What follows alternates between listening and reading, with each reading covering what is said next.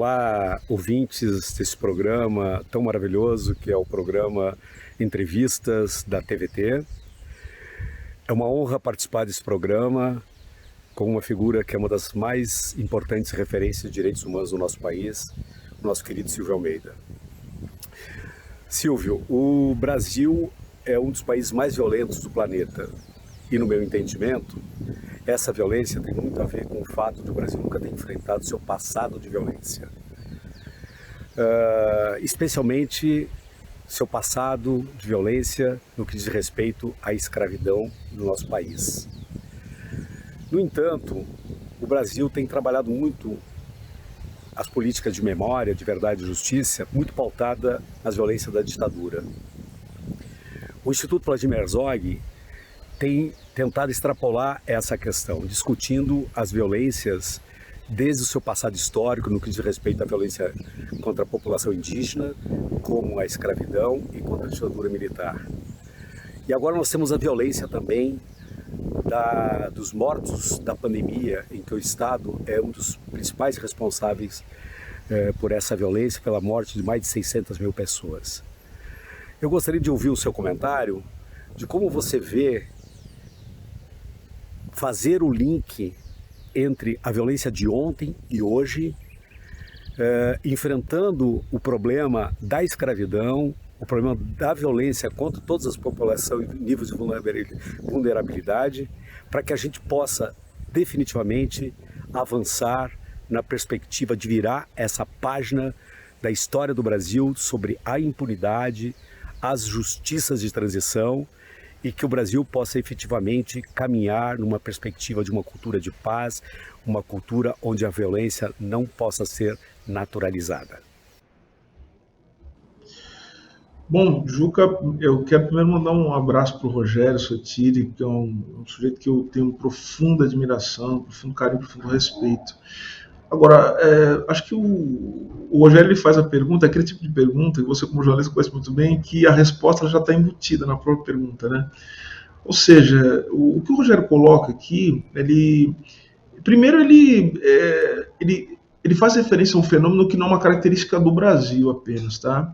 É uma característica de todos os estados, né, contemporâneos, do estado moderno, né, podemos dizer assim. Significa dizer, Juca, que todo Estado nasce da violência, de uma violência original, né?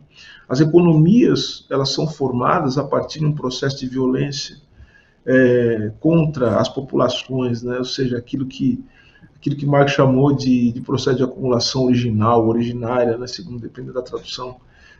Ou seja, é um processo de violência, destruição das formas de vida não compatíveis com os pressupostos da economia moderna, do capitalismo, enfim. Agora, nós temos as violências que são constitutivas, né, do cenário nacional e que dão uma característica, o tom para os países, principalmente os países da América Latina, do Brasil, o Brasil particularmente, né? Quando o Rogério fala da ditadura, e a ditadura ela foi um elemento chave para pensar o que seria umas políticas nacionais de direitos humanos, somente depois da redemocratização, então a ditadura ela sempre teve no horizonte, né? A ditadura militar de 64, estamos falando dessa ditadura, porque o Brasil também, fala ditadura no Brasil, a gente tem que especificar qual ditadura que nós estamos fazendo referência. Eu costumo até brincar, né? Mas é uma brincadeira, numa embocadura tragicômica. O Brasil é um pouquinho de democracia, né, em momentos muito específicos, cercado de ditaduras e golpes por todos os lados, né? Então, assim, a gente não pode nem sequer falar que tem uma tradição democrática no Brasil, porque a gente não tem nem tempo de criar uma tradição, né? A grande questão é essa, ou seja, não se chega, da mesma maneira que eu estava falando do Bolsonaro, né, que é um resultado disso, tá? Você não cria uma ditadura de uma hora para outra, né? Ou seja, o golpe é um momento, vamos dizer assim, é o momento apocalíptico, né? Mas de um processo que já vem se desenvolvendo há muito tempo e que se enraiza muito facilmente na sociedade brasileira. Você ficar 21 anos, como nós ficamos, né, sob o jugo de uma ditadura militar, é porque de alguma maneira a sociedade ela já tinha os plugs autoritários, já, no qual a ditadura ela pôde se encaixar, no qual um regime de exceção ele pôde vicejar. E isso, não, como eu falei, não acontece de uma hora para outra. É porque o Brasil ele vem de processos violentos e o mais determinante para o Brasil foi, de fato, a escravidão. A escravidão, que do ponto de vista formal, né, do ponto de vista legal, ela termina em 1888, ou seja, a escravidão ela acaba.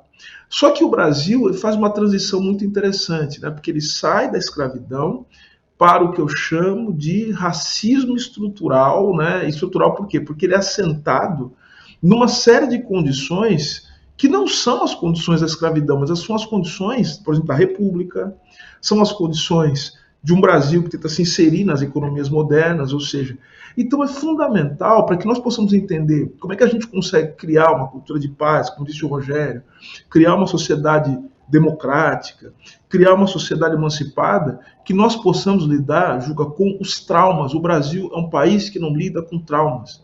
A gente não tem tempo do luto, a gente não tem tempo de elaborar as perdas que nós tivemos. São muitas perdas, Juca, são muitas perdas.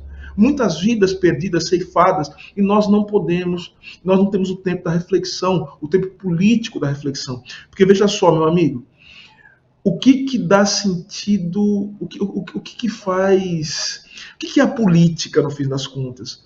A política é esse espaço que nós criamos entre a vida e a morte.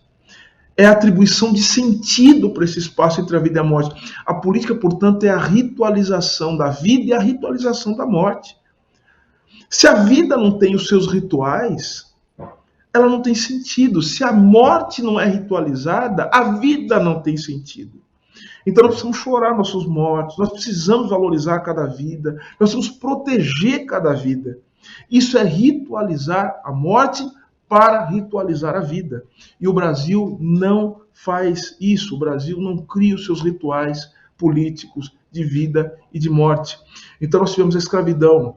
Nós não elaboramos esse trauma. Nós fomos, portanto, vivendo a partir dos traumas da violência de uma sociedade escravocrata. E é bom que as pessoas saibam aqui, Juca, falar de uma sociedade escravocrata não é falar da relação entre Casa Grande e Senzala, não é falar disso não, é falar de uma sociedade que não existiria sem escravidão. Todo mundo vivia no século XIX a partir da escravidão, mesmo aqueles que não tinham escravos. Era o pacto de todos contra os escravos, todos contra os escravos. E nesse sentido é uma sociedade que se nutre da violência, da morte. Então vejo que a partir daí nós tivemos uma dificuldade muito grande de construir uma sociedade democrática. Aí vamos falar da ditadura. Uma ditadura só é possível, Juca, numa sociedade profundamente desigual, uma sociedade profundamente autoritária e racista. Percebam o que é? Portanto, não se pode falar de democracia numa sociedade em que mais de 50% da população é tratada como é tratada a população negra no Brasil.